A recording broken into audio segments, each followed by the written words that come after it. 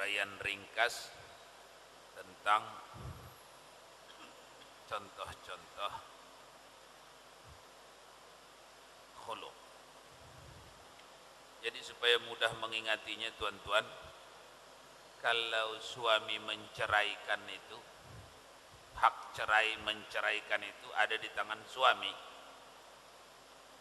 Namun hak itu bisa berpindah, kekuatan melepas atau tidak melepas itu bisa berpindah kepada suami, kepada istri. Namanya khuluq.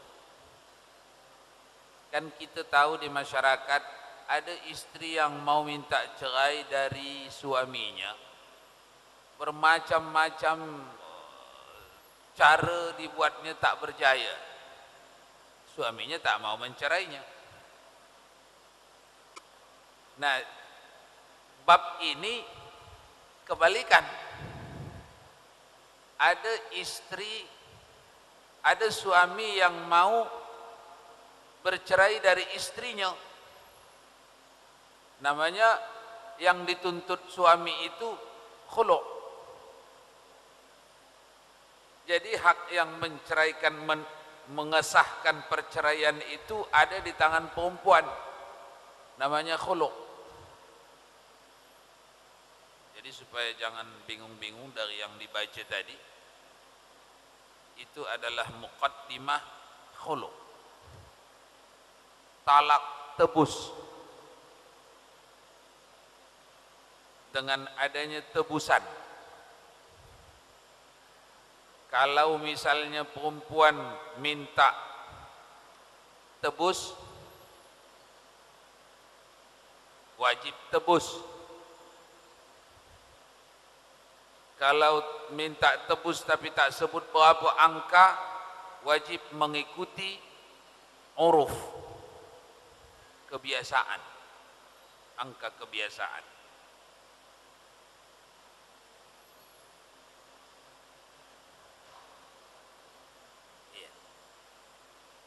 Kapankah hukumnya menjadi sunnah? Karena hukum asal makruh. Talak hukum asal, sebelum ke situ dulu. Talak hukum asal dah lewat kita. Apa hukum asal talak? Makruh. Sunat. Tak. Talak hukum asalnya mubah, jaiz, harus, boleh-boleh saja. Itu hukum asal.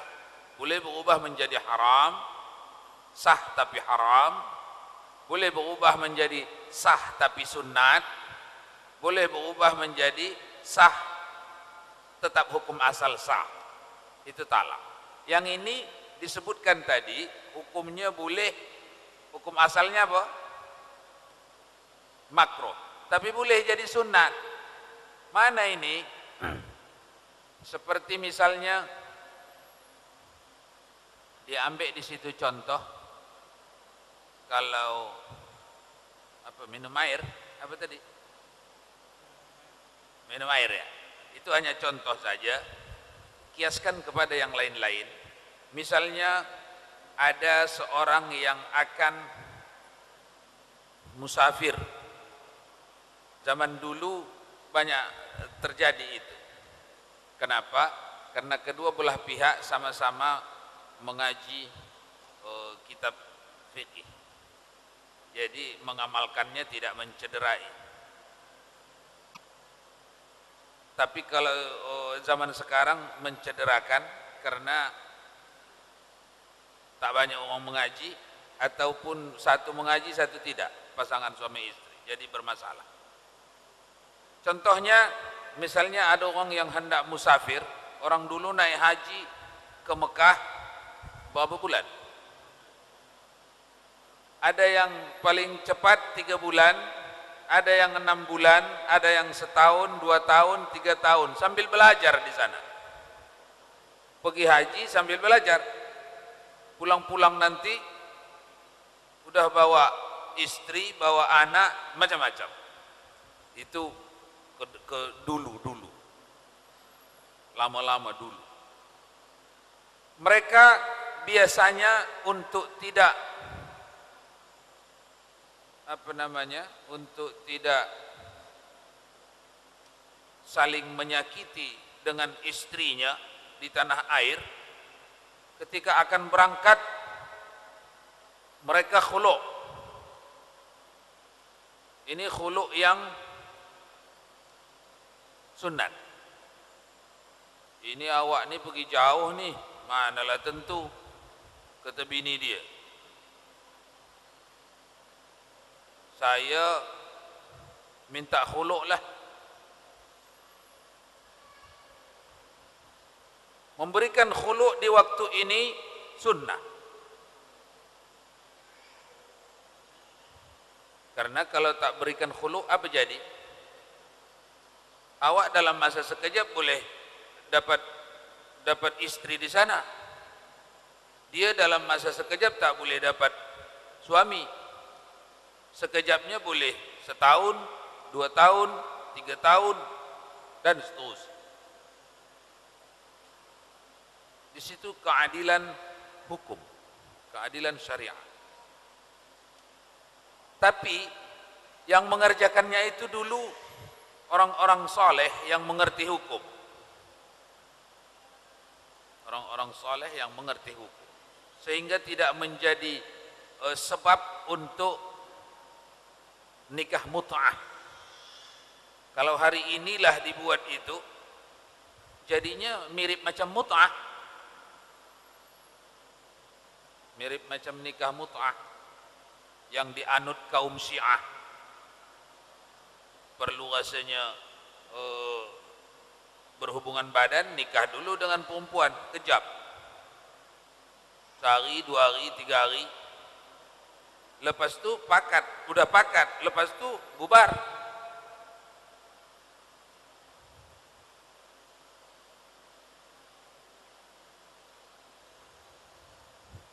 Jadi ada kalanya khulu' itu sunnah dalam keadaan yang genting, dalam masa yang genting, yang apabila tidak dilakukan akan muncul kemudaratan yang lebih tinggi.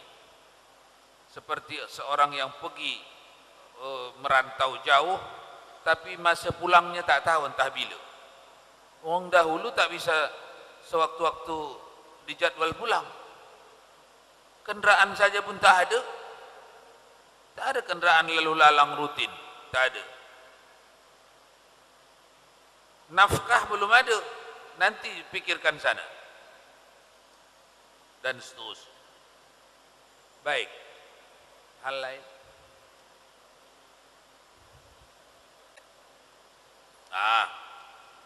Memberi sesuatu sejenis bangkai. Bangkai ini bukan sesuatu yang kotor ya. Apa namanya itu? Paling rendah pemberian bangkai, kalau masih ada lagi nilainya boleh bikin jadi alat penukar khulu'. Artinya tidak mesti duit, tidak mesti emas, perak, bangkai sekalipun tapi ada gunanya. Bangkai ikan misalnya, tengkorak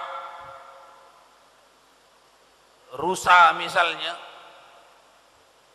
masih ada manfaat, masih boleh dia ambil yang paling bawah. Yang paling atas yang berharga tak payah dibahas lagi. Kalau teks terjemahnya macam jasad istri itu nampak kan, bangkai istri, padahal sebenarnya tak. Kalau kita lihat dari teks Arabiknya di sebelahnya, bukan istri itu jadi bangkai, bukan seperti itu ya. Bangkai, alat tebusnya bangkai sekalipun, itu pun boleh kalau dihargai, kalau ada harganya, ada gunanya. Baik, lanjut baca. Pembaca berikut, laju sikit.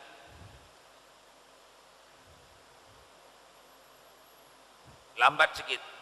Kalau laju, dilajukannya nukar. Apabila antara ijab dari suami dan qabul dari istri di sela-sela dengan masa atau pembicaraan yang panjang, maka khulu' tidak menjadi. Apabila suami mengatakan engkau saya talak 3 dengan tebusan 1000, lalu istri qabul pada talak 1 dengan 1000, maka menjadi talak 3 dengan kewajiban menebus 1000. Apabila istri memulai dengan minta talak, misalnya talaklah saya dengan tebusan 1000, atau jika engkau menalakku maka aku menanggung segini untukmu, lalu suami menurutinya, maka menjadi akad muawadhah dari pihak istri, dan makanya istri bisa mencabutnya kembali sebelum sang suami menjawab, karena pencabutan kembali ini adalah konsekuensi hukum muawadhah. Sebentar. Jadi khulu' ini boleh awalnya usulan itu datang dari suami, boleh dari istri. Bukan hanya dari suami saja atau dari istri, mana-mana boleh. Suamiku, apa kata kita berpisah je lah, kata seorang istri. Engkau khulu' sajalah saya. Boleh? Bayarlah 10 juta. Boleh? Atau kebalikannya dari suami.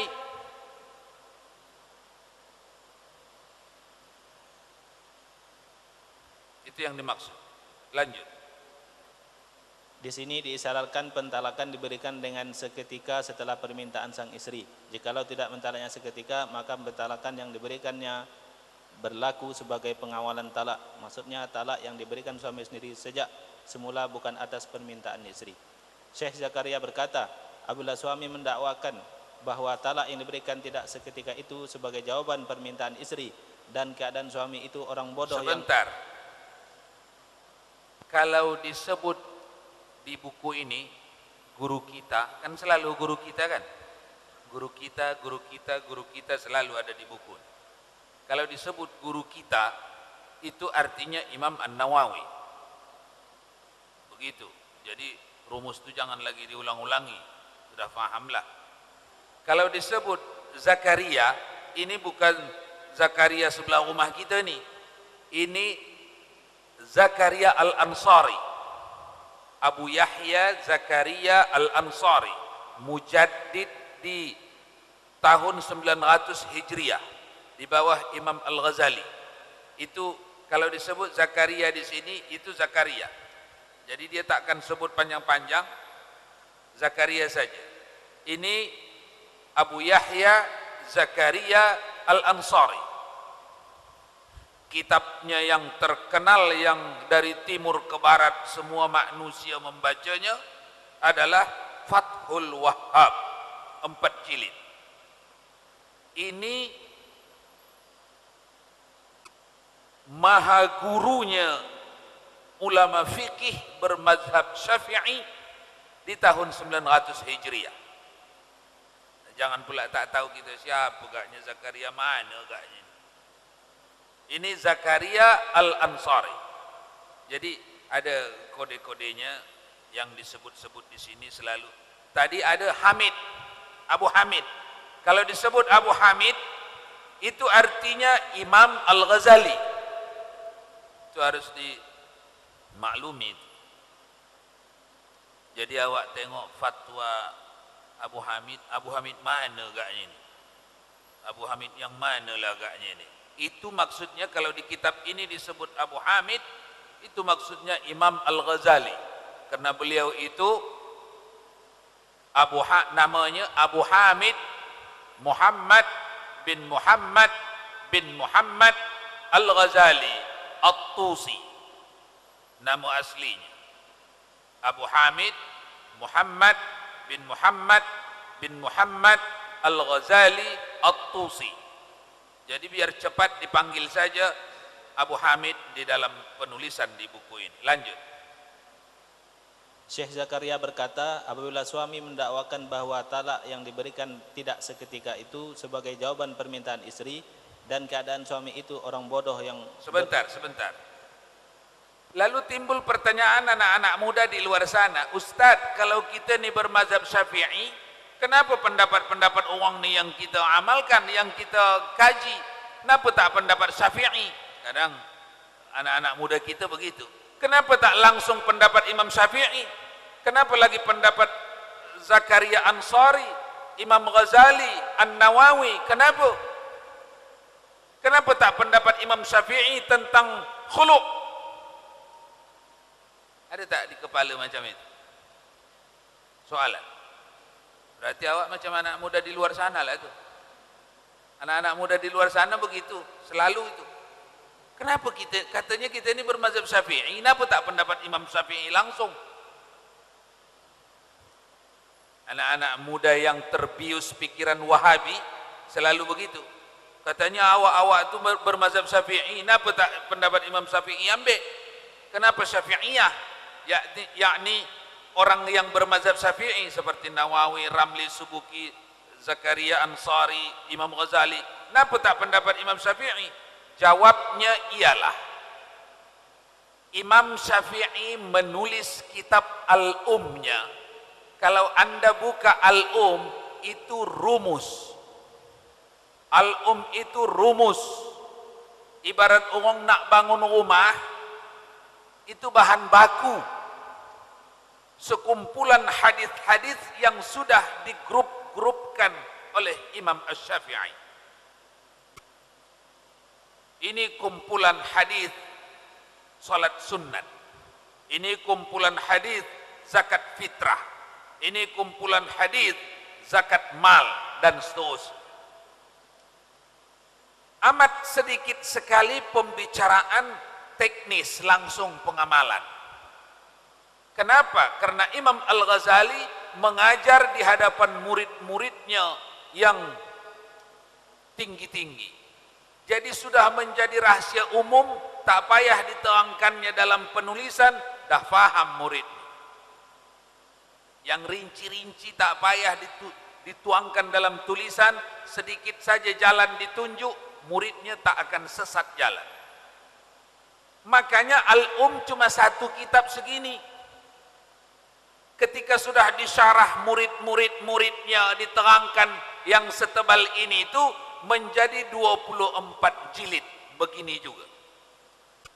Itulah dia Tuhfah, Nihayah, Raudhah, Majmu' sebagai menerangkan maksud Al-Um. Jadi begitu duduknya, kedudukannya. Jangan tak ada jawaban di dalam kepala. Kita ni kata bermazhab Syafi'i, kenapa tak kitab Imam Syafi'i? Tapi ada Al-Um yang langsung ditulis Imam Syafi'i. Kenapa tak dari situ ngambil hukum? Kenapa dari Abu Hamid, orang yang jauh di bawah Imam Syafi'i?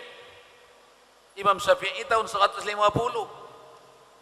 Zakaria Al-Ansari tahun 900. Macam mana dia boleh dikatakan pembangun orang yang mempertahankan mazhab Syafi'i? Murid Syafi'i macam mana? Jawabannya, sedunia ni orang faham bahwa hukum yang dibangun oleh Zakaria Ansari yang tertuang di dalam kitabnya tidak lain kecuali menerangkan maksud Imam Syafi'i di dalam Al-Um. Macam mana boleh mengatakan Imam Nawawi murid Imam Syafi'i? Nawawi hidup di tahun 650 Hijriah. Imam Syafi'i tahun 150.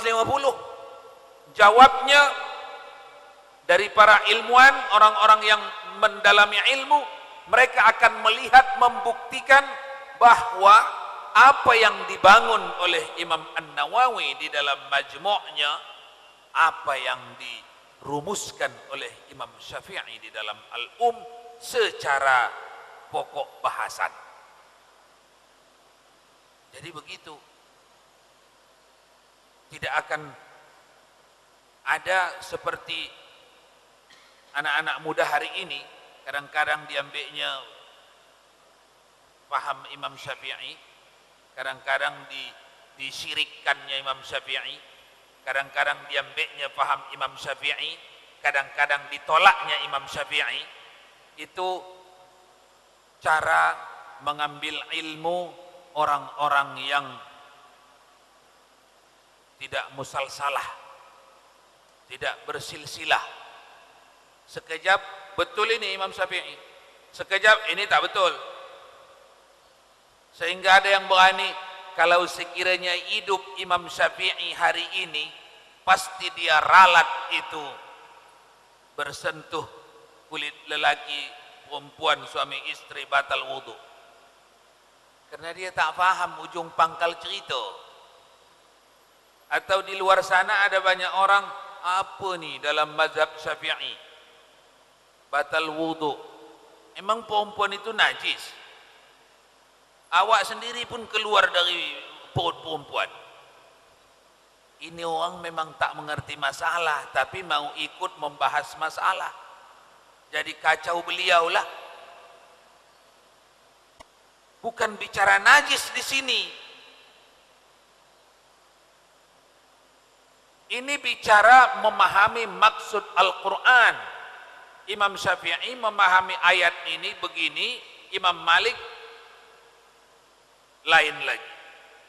Nah, jadi di sini terjadi perbezaan. Baik, lanjut.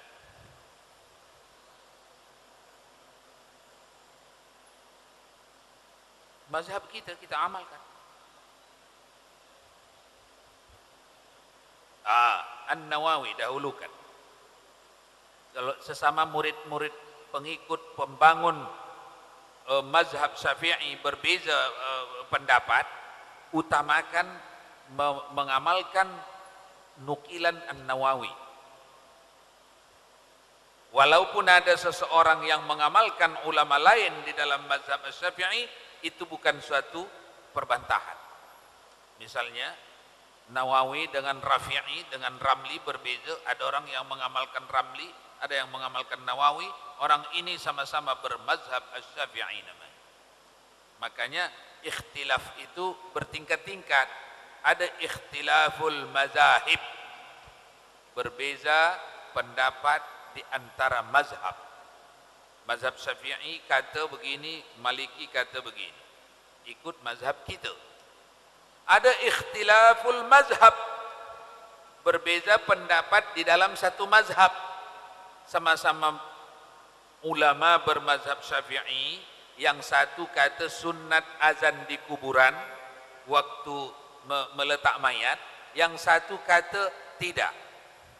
Ini mana yang difatwakan An-Nawawi itu lebih kuat, tetapi yang difatwakan yang lain pun silakan jadikan dalil untuk mengamalkan. Jadi tak bergaduh kita. Baik, lanjut. Ada soalan lain? Ibu-ibu? Tak ada, lanjut.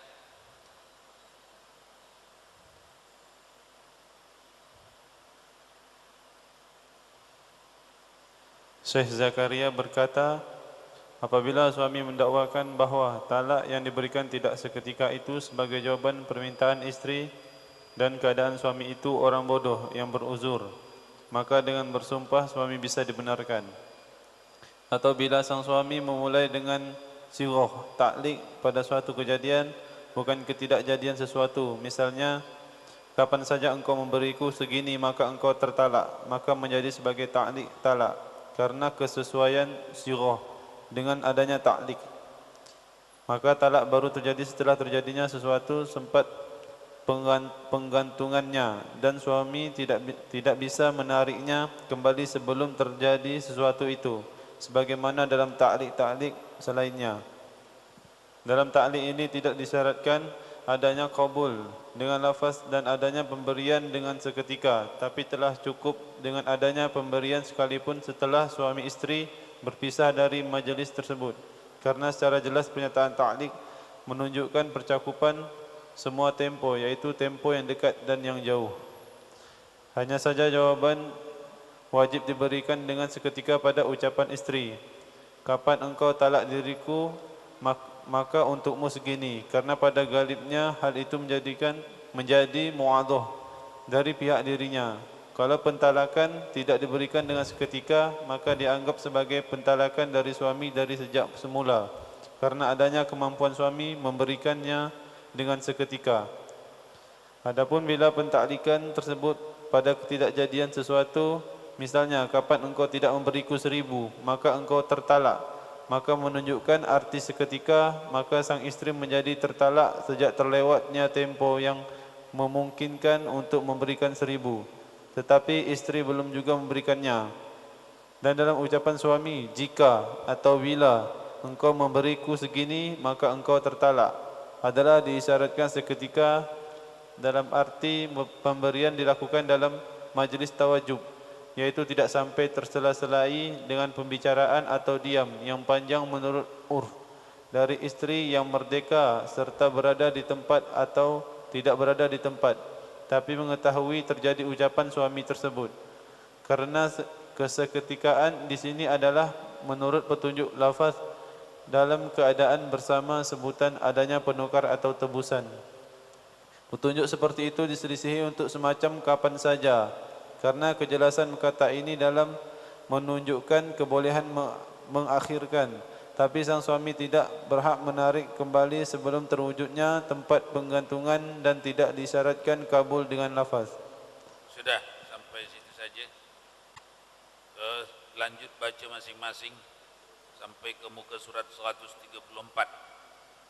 Perbincangan khulu' sampai kepada 134. Akan datang insyaallah faslun fit talaq 135. Tuan-tuan, kesimpulannya khulu' sama saja dengan talak. Namun khulu' kunci mengizinkan atau tidak mengizinkannya ada pada perempuan.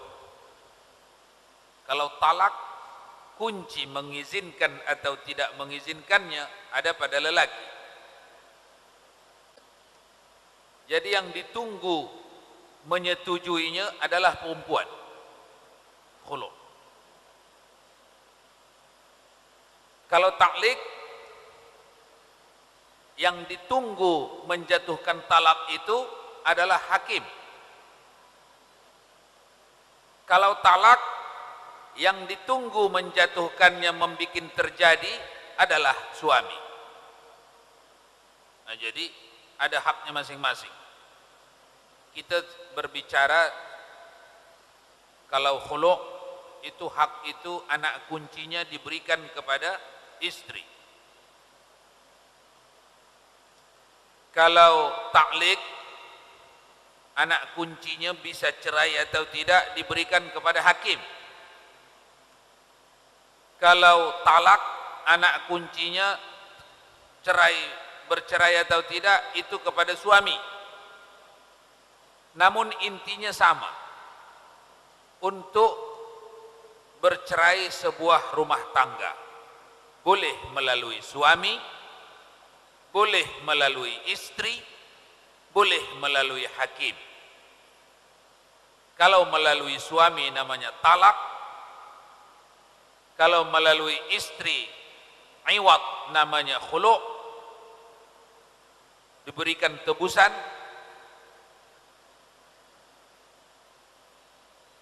Kalau melalui hakim, baik saran hakim atau pemaksaan hakim, itu namanya